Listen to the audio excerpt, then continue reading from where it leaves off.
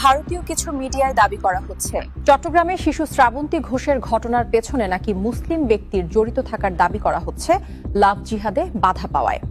কিন্তু fact check বলছে এই দাবি সম্পূর্ণ মিথ্যা। নিহত শিশুর মায়ের করা মামলায় সন্দেহভাজনরা হলেন প্রদীপ লাল ঘোষ ও অজয় সিংহ, দুজনই মুসলিম নন। পুলিশের তথ্যেও কোনো মুসলিম ব্যক্তির সম্পৃক্ততার প্রমাণ নেই। অর্থাৎ ঘটনাকে সাম্প্রদায়িক রং দিয়ে ভারতীয় মিডিয়া পরিকল্পিতভাবে ভুয়া গল্প ছড়াচ্ছে। বিস্তারিত জানুন আমাদের প্রতিবেদক রাফিদ হাসানের রিপোর্টে।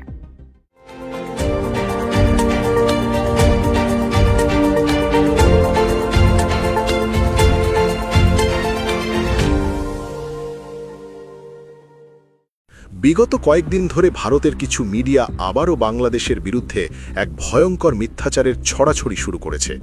চট্টগ্রামের 12 বছরের শিশু শ্রাবন্তীর মৃত্যু ঘিরে সীমান্তর ওপার থেকে ধেয়ে আসছে সাম্প্রদায়িকতার বিষাক্ত ছোবল। ভারতীয় সোশ্যাল মিডিয়াও কিছু ভেরিফাইড অ্যাকাউন্ট দাবি করছে মোহাম্মদ নামের এক মুসলিম ব্যক্তি নাকি শিশুটিকে ধর্মান্তরিত করে বিয়ে করতে চেয়েছিল, আর রাজি না হওয়ায় কট্টরপন্থী মুসলিমরা তাকে হত্যা করেছে।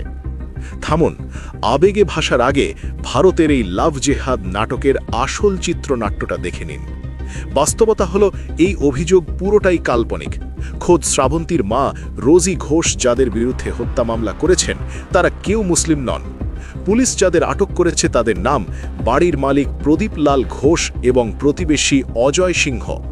নামগুলো খেয়াল করুন, প্রদীপ এবং অজয়, এরা সনাতন ধর্মাবলম্বী, মুসলিম নয়। নিহত শিশুর মা স্পষ্ট জানিয়েছেন কোনো মুসলিম ব্যক্তির বিয়ের প্রস্তাব বা ধর্মান্তরের ঘটনা ঘটেনি। অথচ ভারতীয় প্রপাগ্যান্ডা মেশিন নিজেদের মতো করে মোহাম্মদ নামের এক কাল্পনিক চরিত্র বানিয়ে সাম্প্রদায়িক উস্কানি দিচ্ছে। ভারতীয় মিডিয়া প্রচারিত ৪৯ বছরের মোহাম্মদ বা ধর্মান্তরিত করার প্রস্তাব পুরোপুরি সাজানো মিথ্যা। ঘটনাটি বাংলাদেশের সাম্প্রদায়িক সম্প্রীতি নষ্ট করার একটি সুপরিকল্পিত চেষ্টা।